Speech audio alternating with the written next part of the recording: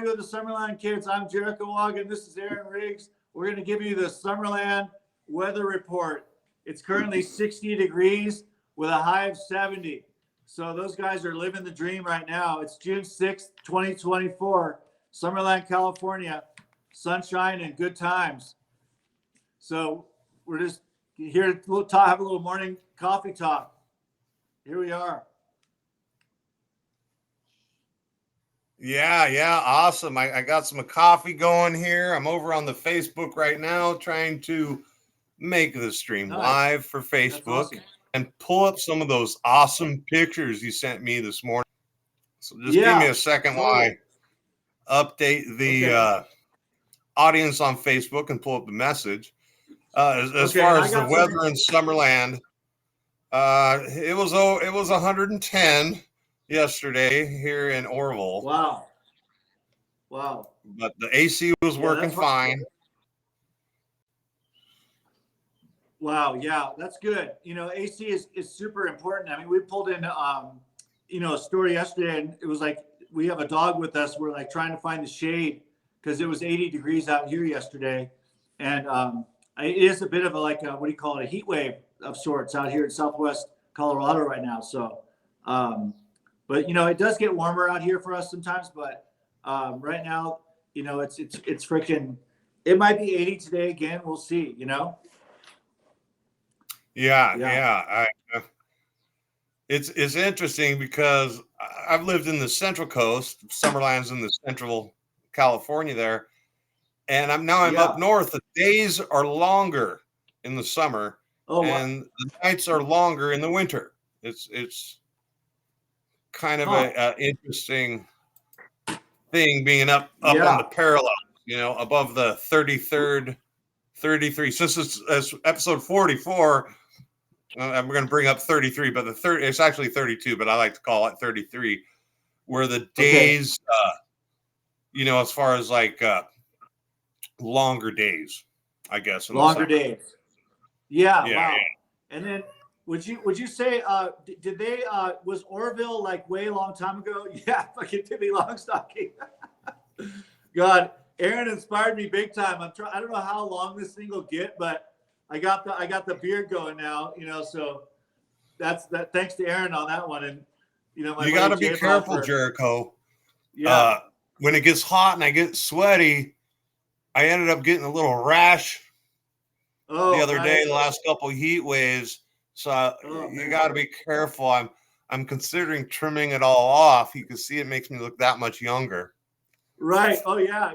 No, you're pulling the what is it? I always confuse Cheech and Chong, but it's Chong. You're pulling the Tommy Chong.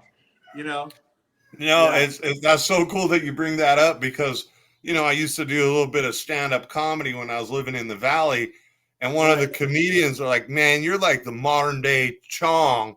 We should do a Cheech and Chong thing." And I thought that was funny as heck. And he was a cook. And so one of the ideas, maybe one day we'll get together and do it, was like he was a cook. He was a real cook. And so I'm like, let's mix that in. And whenever you cook something, I go, no, let's make it much better. And dump a bunch of weed in the food. Be like, yeah, there we go. But that's just there's the 1,001 uses. I heard in Hollywood, California, there's Woody Harrelson was online the other day at a dispensary talking about an upcoming event or something like that. I think it's like a cafe dispensary. Hollywood's always like ahead. They're on the cusp of what's up, cutting edge. And Woody was there, and I believe you can smoke at the dispensary. I think they have a lounge, I want to say. So they're like, you gotta hand it to California, and then especially Hollywood and probably San Francisco to be on the cutting edge of what's up and what's fresh and what the cafe society or modern day, in terms of cannabis. Denver, of course, I think was the first maybe to turn legal. I can't remember. But in the California soon after, or if they were both maybe at the same time. I know that California was one of the first to do medical. Okay. Yeah, that makes sense. I remember we would go up to Oakland, California, up by the Bay Area. Okay. And Yeah. we went to the place, and it was a dispensary. They had a doctor's office on the second floor. But Right. once you got up to the third floor with your medical card, Uh-huh.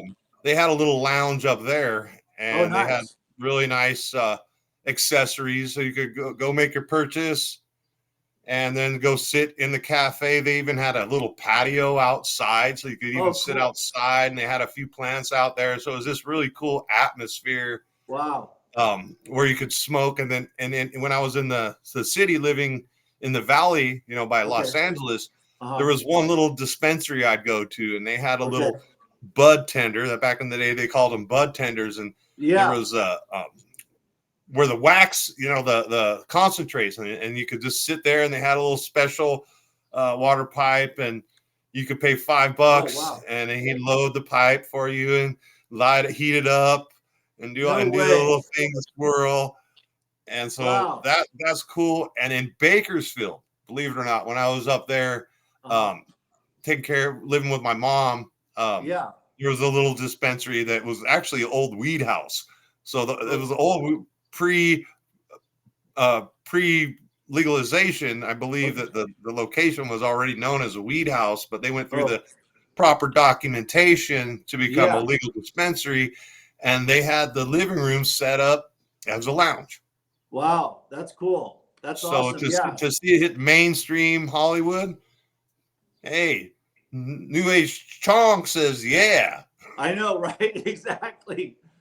I mean, I think it's cool that, first it was on the medical side, and you had to go to the doctor and more or less talk about your ailments, or, if you're experiencing back pain, or is it glaucoma? I think there's the eyesight issue where it helps with that. So there's lots of medical uses. And then a friend of mine was actually making some things for cancer patients, some edibles for cancer patients, and actually suppositories as well.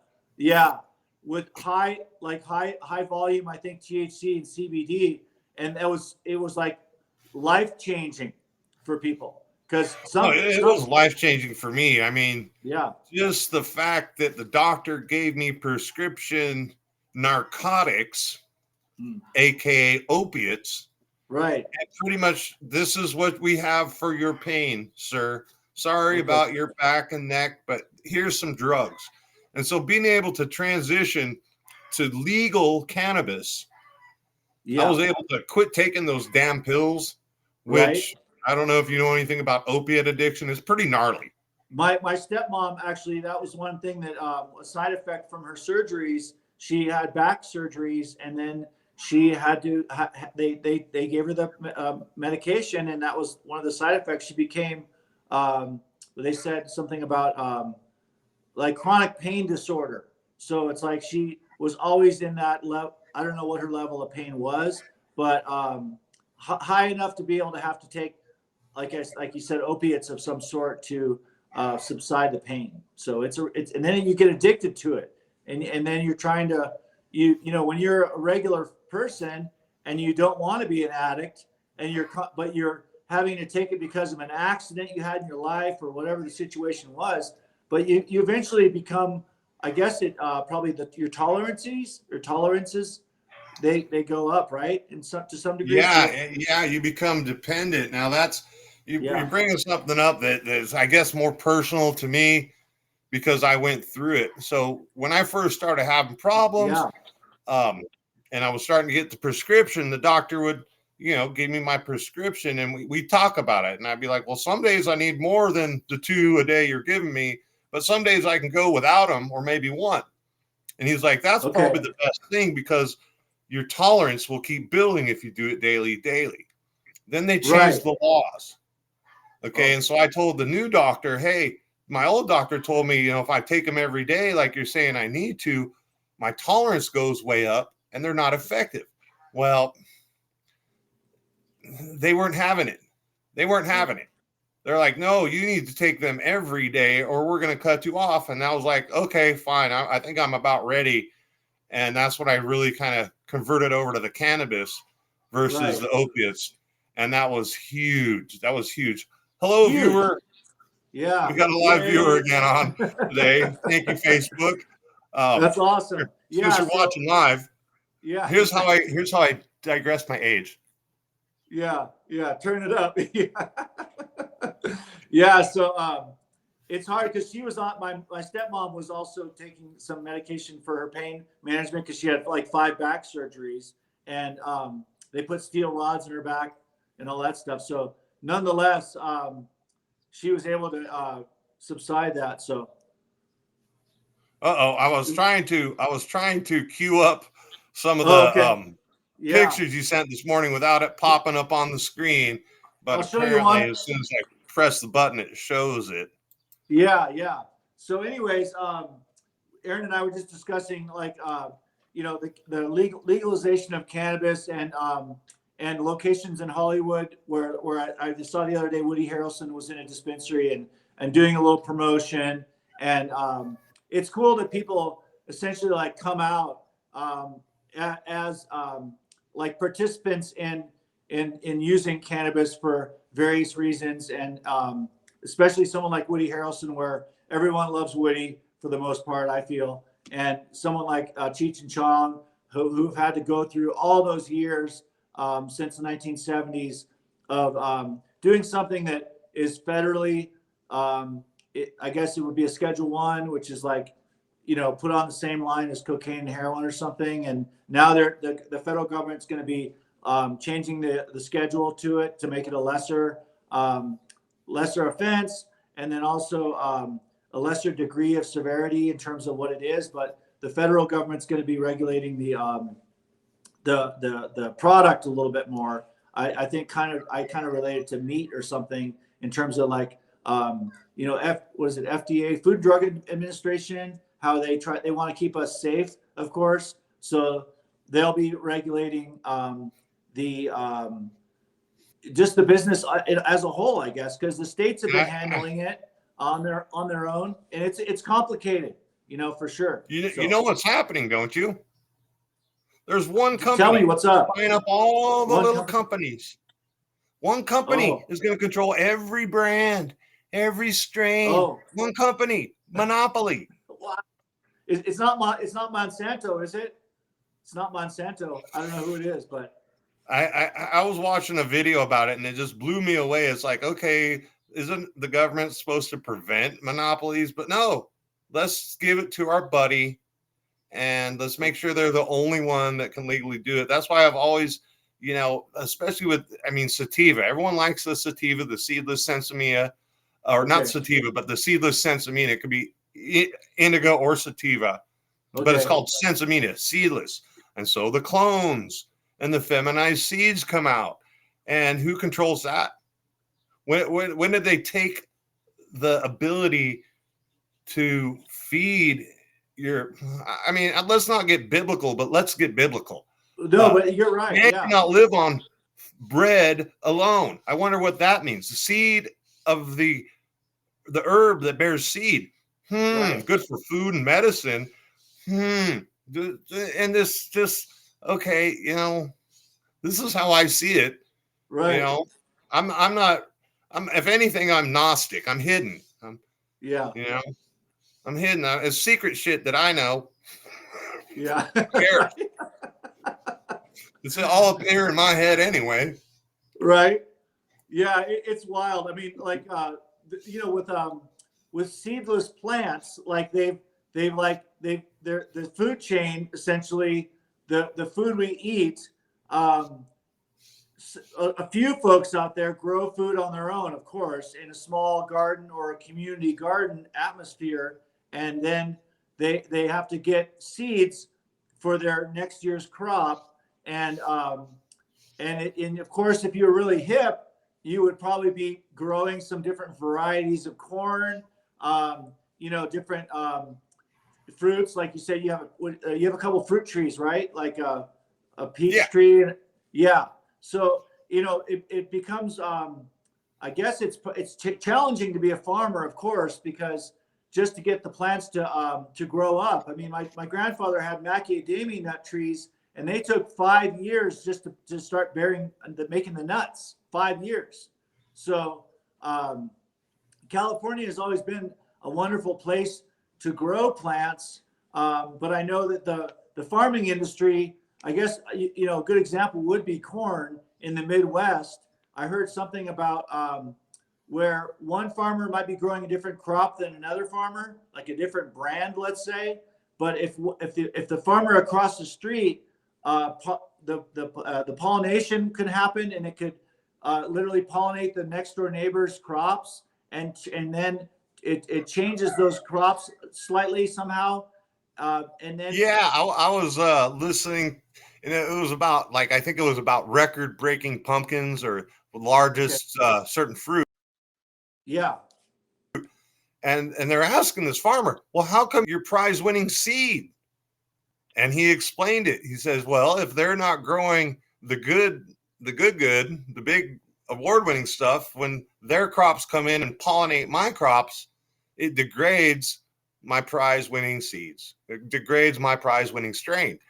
And so he would give the seeds to this prize-winning, I think it was like the largest pumpkin or something, I'm not sure, and would okay, give those to the neighbors because that kept his strain, you know, like the best one. the best one, like the dominant, yeah. So Yeah, like the you know, prize-winning size. right, right. So you know, I know there's what are they call agricultural, like government subsidies, I guess, where if you have agricultural land, sometimes there is some support from the government in terms of your property taxes can be lower if you have a large farm plot. And then I think they sometimes pay people not to grow as well. I mean, the plot of the farmer has been very tough. I think John Mellencamp, who did what's his famous song, Little Pink Houses. John Cougar Mellencamp did like Farm Aid a long time ago. So you know, there is, I know some channels, I haven't tuned into them recently, but about farming specifically and the plight of the farmer. It's not, it's a difficult thing. It's like the old days when, and our grandparents, I want to say, were definitely connected to farming and organic growth way more than we are. That's for sure. I mean, Well, you we kind were of not, had to. yeah, you had to, You right? kind of had to. If you were in, I mean, they didn't have the commerce and distribution like they do now. Right. So if you wanted tomatoes that were fresh, someone in the neighborhood had to grow tomatoes, You're right. or you So didn't get tomatoes. yeah, the farmers market now, the farmers market of nowadays, one of my close friends said, definitely try to support your local farmers market because, of course, they're local and locally grown, and that's essentially where you might be able to get your supplies if the supply chain has a major malfunction. It's gonna fall back to your local suppliers and who's growing locally. So it's really key to every community, I want to say, to have like a community garden of sorts and be more involved in a community garden atmosphere to sustain the community of which you're in. Because relying on, I mean, I know everyone's, you know, kind of hands off, like let's just go to Walmart or, you know, our local grocery store, but taking it for granted. I mean, it's fine to some degree, but there's also that, hey, what if, you know, Well, like in uh, California, you know, what if California yeah, decides, well, if you're working at a fast food restaurant, minimum wage is now $20.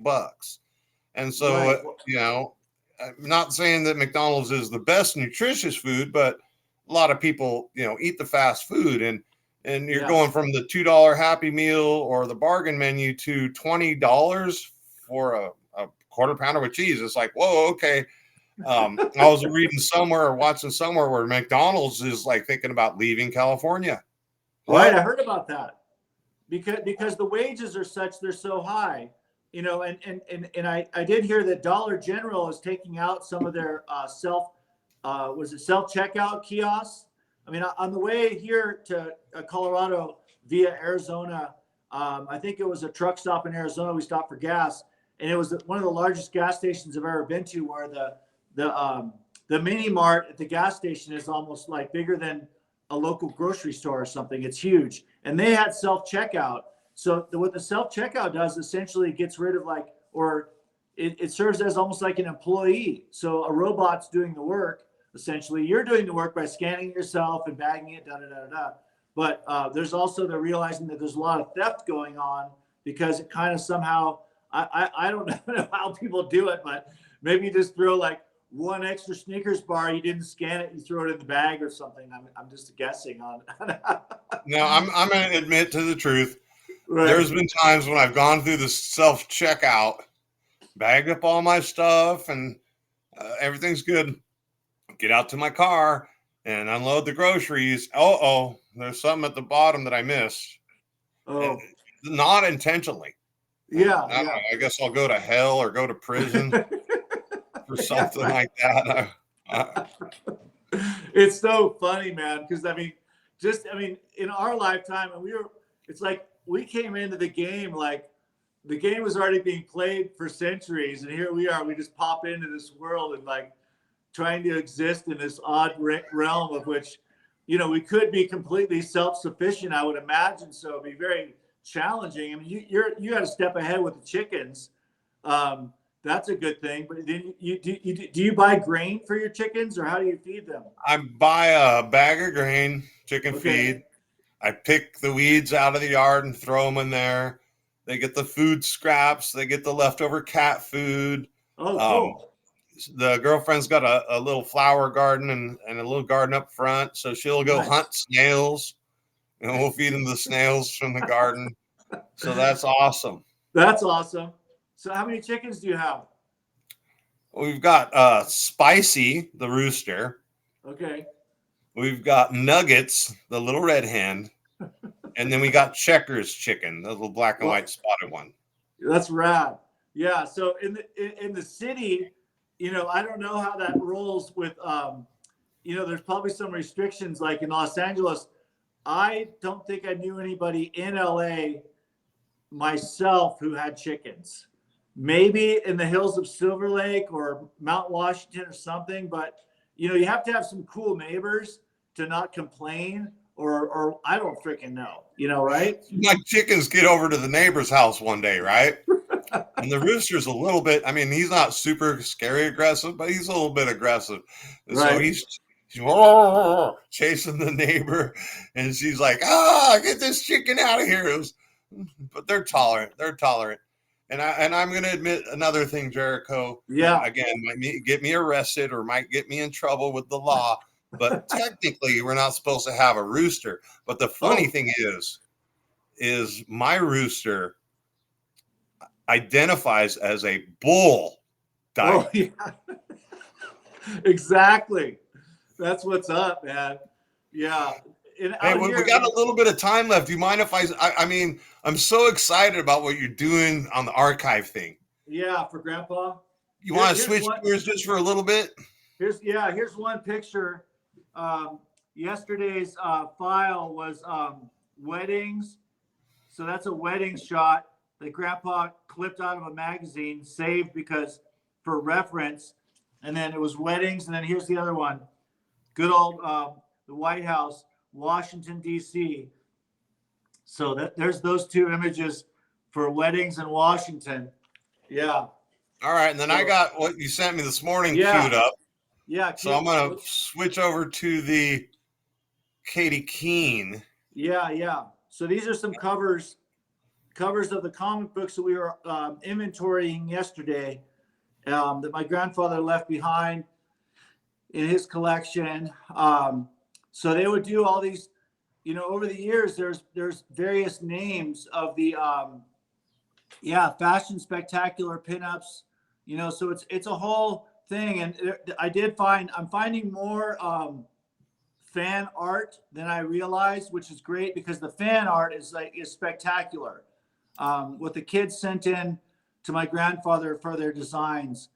That's a fun one. So that little kid there below Katie, that's Sis the Candy Kid. Yeah, that's Sis. So that's Katie's little sister. And Kate, there's no parents in this comic for the most part. It's really just all about Katie and her little sister. And then, of course, the boys that Katie's like dates, Katie's suitors, they called them. So that's what it's all about. It is somewhat of a romance comic, I want to say. So it's like the adventures of this girl, but it's really driven by the clothing and how many times can Katie Keene change her outfits during this comic, you know, because it's really driven by the fashion for both of them. I mean, people, that's cool because there's the farming topic we were talking about. Katie's on the farm. So, you know, it's a really, Well, I yeah. So want there's some ice cream. How come we can't grow ice cream and candy canes in the farm? Yeah, exactly. So, so yeah, the 60s, you know, you can see that when there's some changes in the the eras, because he's going through the 1945 through 1962, I believe, and this one actually is the beat. So they're talking about the beat generation. There's a guy playing, you know, this is like the night, what do you call it? The beat generation, the poets, before the pre-hippie movement. So they're keeping Katie Keene hip to what's up with the kids, because the kids were going through a whole, you know, like a new movement for kids.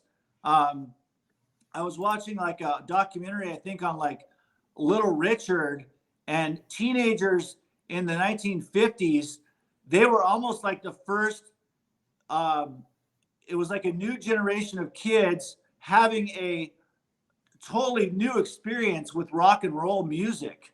So that was a big deal for kids to have like their own icons like Elvis Presley, Eddie Cochran, Jerry Lee Lewis, and so the rock and roll was a huge movement that really kicked up for the kids. So simultaneously, the culture was sort of shifting. So you know, listening to the radio back in the day was so much. It was a whole new deal that came on. So the early 50s and early 60s, man, there was a lot of change happening. So this is like the classic Americana, you know, comic book, which thankfully he made it through the Comic Code Authority situation, because the Comic Code came up where they started to kind of like the movie rating system with PG, G, R, and X rated. Comic books also had that situation happen with within the comic industry.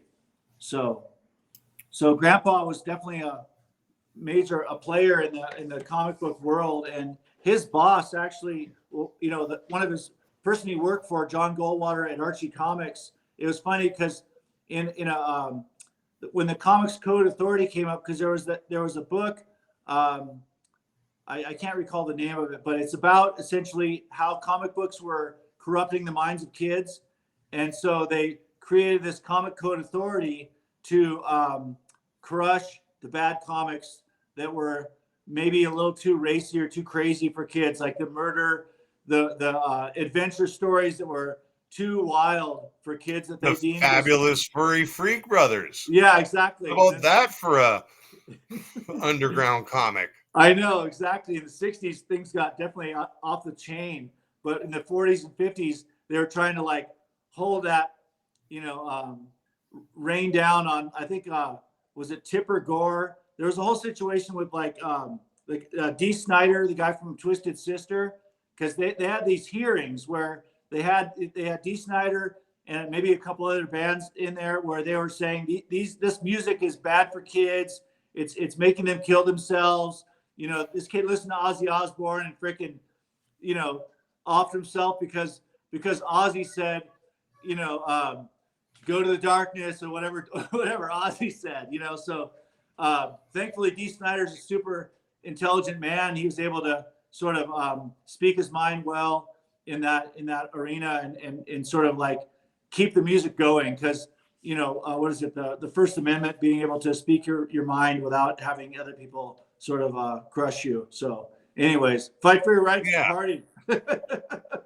You got to fight. That was I think that was our anthem in high school. Yeah, no, right? Fight for your right to be. Yeah, exactly. Freaking Beastie Boys, man. So yeah, so we covered a lot of ground today.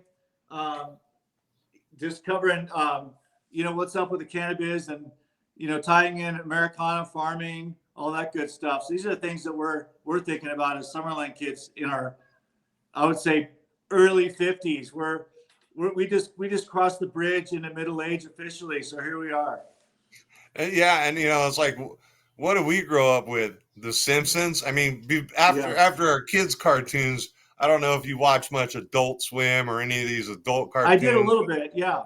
But we got things like Heavy Metal, the movie. I know. We got things like The Simpsons. Yeah. Or even the Fabulous Furry Freak Brothers has relaunched a comic, a cartoon. That's amazing. Kind of a little underground. Yeah, and Beavis and Butthead. Find it on YouTube.